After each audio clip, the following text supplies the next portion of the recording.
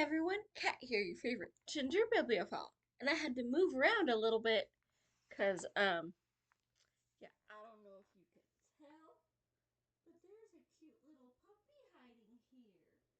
Somebody stole my spot, and he's too cute to uncover. So, we can't disturb the sleeping puppy. That would just be rude. Especially, well, y'all can't tell, but he's giving me the sleepiest, cutest little face right now. He's got one ear up right here, the other one's flopped, and his eyes are starting to. Maybe I'll open. Nah.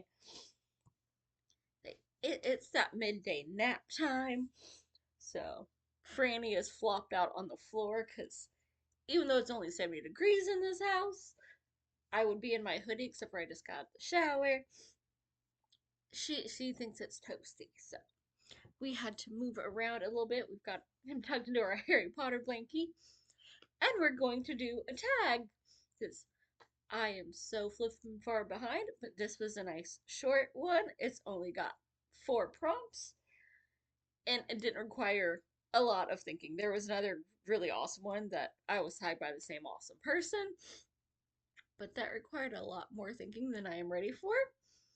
But this was a tag. It's what the flip? The bring browsing back tag that I have seen on a couple awesome channels, but I was tagged by Alan over, Big Hard Books and Classics. I also, was watching, the genre books, and I know Elaine has done this one over on Cobalt Dragon. So if you haven't already, you need to check out those channels because this is a fun little tag that was created by Karen at Roving Reader. And so we're just gonna get into it, and I'm gonna slowly try to get caught up. Though now I'm having trouble finding some of these. I know I was tagged in a bunch, but it's slowly like deleting my mentions because I am so far behind on all these. So it's here. Magic of Discovery. Share a book you found while browsing that you may not have discovered otherwise. That's like my entire, TBR bookcase with a handful of exceptions. And honestly, a good bit of my main library that initially I found randomly because I don't usually like. I started reading before BookTube and Instagram and all that, and yeah, don't really follow. Here, these are the big popular ones. I would just go to the library, the Goodwill or whatever, and oh, that looks cool, or hey, somebody told me about it. I like this. Now I have to go find more. But most of the authors I like are yeah. One of them I blame my mother for, but at the same time, additionally, really, you're my mom. What do you know about anything good? So, yeah, she eventually turned out to be right.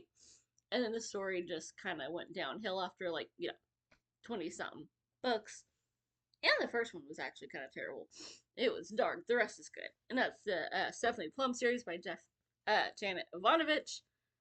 The books are way better than that one movie. It just kind of gets stale as it's formulaic, and she's on book like 32 now. But the one I'm going to tell y'all about is one that I've actually mentioned semi recently. I read this year The Mask of Atreyu by A.J. Hartley. Because I was wandering the action adventure section of my favorite used bookstore, and this just, yeah, I like the title and book murderer. Sorry, Noah. Only part of that is me. I don't know how many people read this before me because it is. Let's see. How old is this book? Since I got it secondhand. So it's from 2006. It's only 18 years old, which still in book times is like really, really old. And I enjoyed this. I need more from this author, but I did not see them when I went last month. Yeah, it has been a very long month. And then some. In case nobody has noticed, it's been, yeah. So we had Greek mythology and murder mystery, and a lot of stuff taking place in Atlanta, where I'm from. I haven't lived there in a long time, but that's where I'm from. So this was just, you know, I love strolling that whole, used bookstore down in Springfield, but I spend a lot of time on the action aisle because y'all know that's one of my favorite genres. The $6 hardback aisle gets me as well because that's just a little bit of everything, but it's hardbacks for $6. Like, you can't say no to that. But this was a really good random find. And yeah, it has ties to some messed up stuff, as you can tell. Like, it's Greek mythology, but it's also just some bad people. Expanding world. Share a book that has made you view things from a different perspective or exposed you to new ideas. I got one author that exposed me to new ideas all the freaking time. I could have grabbed just about any book by him, but I grabbed the easiest one to reach because it's one of the newer ones. It wasn't as buried. It's James Rollins. His this is his Sigma Force series. Like his other stuff kind of gets into it, but the Sigma Force ones, they all have like, here's something historical happened and we're gonna bring it into the modern day. And there's new tech and new science and like all these niche things that some of it I knew about, some of it I didn't, but he goes way more in depth because like that man has an amazing research library. He did some, like, here, check out my house, during COVID. Like, he's like, all right, here's the notebook and the drawer full of reference materials for this one book. And in the notebook would be like that. Think of, here's all the notes that I made based off like these like 7 books that I was using for my research. Like, they had one of sandstone that was, or sandstorm that's like ball lightning, and we get into like um cellular stuff and asexual reproduction and just, I'm not explaining it well, but it's awesome. You honestly don't need to read that one to start the whole series because there's not very much character carryover, and this whole series is, you could pick up anywhere and you'll get a little spoiler of who's dead, who's dating, who broke up, but everyone is an individual uh, adventure. It's just uh, the Sigma Force team is what makes it a series. But there's not many from the first book that carry over to the rest of it. So this one, we've got bones and it's in Africa for the most part. And there's genetics and viruses and all kinds of really cool stuff. And what I really love about these novels, well, this one he did something different because he had a lot more graphics, and so he was like, "Here's all these pictures, like who did them, where I got them." But this is, I love this, and I'm gonna have to crack the spine to make Noah cry because otherwise you can't really tell. But his, truth or fiction section, where he goes, "Here's all the main topics," and he lists, his sources that he used for each of those topics. Like for this one, we've got, the history of the Congo. Just breaks down like, this is true, this is fake, this is, literary license to expand upon it. We've got Prester John and his lost kingdom, Kuba people, the pygmies, the Congo of today, a bit about beasts and bats, origin of viruses, search for viruses, giant viruses. I told you, it had a lot to do with omni viruses, Mother Nature. Yeah. And then we get, the military dogs. Because this was a mean one. Like, he admitted that he was going to be getting hate mail for this because he tried to make us cry a lot at the end. That's a Stephen King move, but this is better than Stephen King. But he towed the line of toying with that. He knows what he did. So, yeah. Oh, you little head poking out a little bit. Mwah. Wee. Open to change. Share a book that has changed who you are as a person or altered your day-to-day habits. I don't think anything has really like changed me as a person. I'm kind of stagnant. I have liked the same things since I was fairly little, and I've always been an opinionated, stubborn so and so, depending on who you ask. So, yeah, I might still be like 10 years old. I still love my Disney, I still love my Halloween, my puppies, and my Harry Potter. Not much has really changed, but I guess, my day to day habits could be summed up in I like books. And this is the first book I ever read by this awesome guy. And one of the first one that I bought because I got sick of having to wait to get to the library. You Suck, a love story. This is actually the second in the vampire trilogy. Bloodsucking Fiends, definitely the best, though I might be biased because, nostalgia.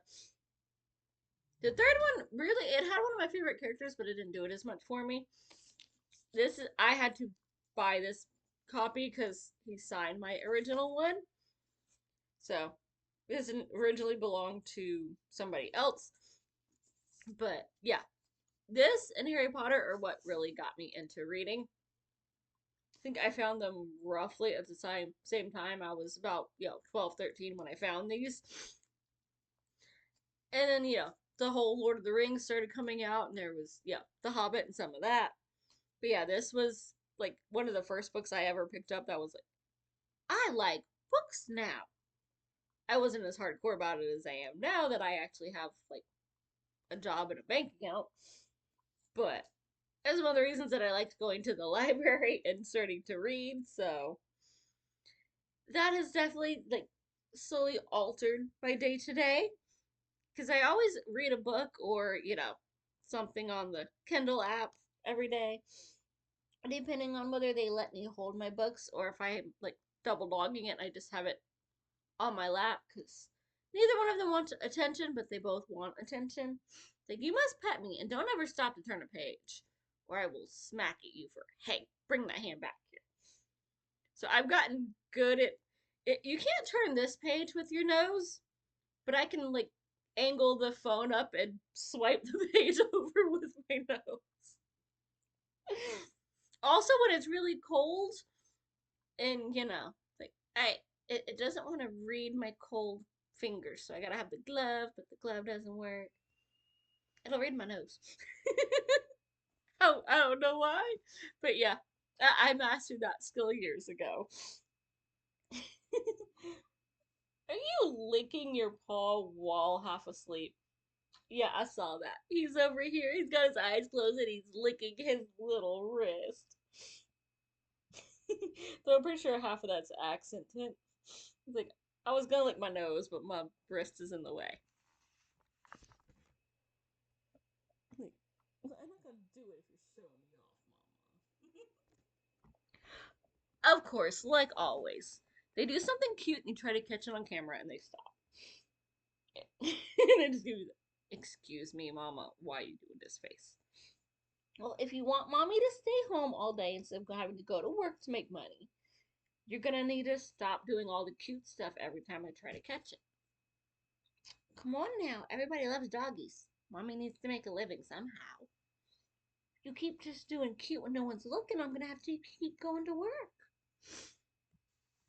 And then the fourth prompt is browse a bookstore, library, or friend's shelves and talk about a book that you found there. Well, I don't know. When's the next time I'm going to the bookstore? Yeah, the Read What You Want challenge is coming up in a little over, like, about a month and a half ish now. And I'm trying to be good and do that this year anyway. Gotta save on some money. Except for it's, new home decor season time. And, life. But I I always browse in my bookstore. And I found this one. I have not talked about it on here because I found this before I ever started BookTube. And I really need to get the follow up of this because it did, if I remember, leave on a little bit of a cliffhanger. But this was so freaking good. It's The Witch of Babylon by D.J. McIntosh. And I'm gonna look on my Goodreads because I don't remember when I read this one. Let's see here. How long ago would? Yeah, I read this in June of 2021, and I started this in January of 2022. So it's yeah been a minute since I have read this one, but I did really enjoy it. Just basically, we have like a murder mystery, and we've got archaeology. We've got a bit of kind of the archaic occult going on, and I don't know why I never picked up the second one. Maybe I just didn't find it at the used bookstore because that's the problem with that. If you never know what's gonna be there. Stock changes all the time. It's not like Barnes and Noble where they pretty much keep the same thing in. They sell some, they get some more of it. That cannot be comfortable. His head is just flung back. Like, ah, he's so silly. But I need to, eventually I'm gonna look up, have to check, Second Sale or one of my other, go-to sites and see if I can find another one of this. John Madison is a Turkish American art dealer who was raised by his much older brother, Samuel, a respected Mesopotamian scholar. Caught between Samuel's obsession with saving a priceless relic looted from Iraq's National Museum and a deadly game of revenge staged by a childhood friend, John must find the link between a modern day witch and an ancient one. Aided by Thomas, an archaeologist, and Ari, an Iraqi photojournalist, men who have secrets of their own, John races against time to decipher biblical prophecy that leads to the dark history behind the science of alchemy. Is it really possible to turn lead into gold? John's quest for the truth brings him to Iraq, where a fabulous treasure trove awaits discovery, if he can stay alive long enough to find it. Yeah, when I finally, find the sequel to this, I'm gonna need to read this again. This was a couple hundred books ago. But that was a really good freaking time. And yeah, y'all need to check that one out. And if I could, like, hook up on any, booktubers' bookshelves, I probably would have to go for, Matthews over Man with the Hat Who Reads, because we have very similar taste. Or Allie over at Allie Pack. She's got a lot of like the fairy tale kind of stuff, and y'all know that's one of my genres. She even found one that has Merida vibes. That it was kind of heavy on the romance, but it also had like a lot of yeah. No, I'm gonna not gonna do anything with this romance. I'm gonna hit somebody out, take them out with my sword. So she's more into the romance, but there's a lot of fairy tale and retelling elements, so there might be some folks whose shelves I need to explore. But as far as the library, I basically just go on Libby because the physical library doesn't have much that I would read locally. I'm not into romance or westerns, so that's most of it. But and there's not really anybody that I hang out with here that really reads, or in any of my other friend groups or family that's spread all over the country. So yeah, I found this at my favorite used bookstore that an old coworker put me on to back before COVID happened, because she also has a crazy ton of books. And yeah, so the fifth prompt is tag people. I'm not sure who hasn't done this yet, considering, I'm over a month late in doing this, and I saw it already on like 3 different people's channels, but I don't think Ven or Noah have done this, so I'm tagging them, because I'm not sure if any of the other people that did it tagged them, it's been a while, but if you see this and you haven't done it yet, tag, you're it, and I will see you soon. Bye. Happy reading.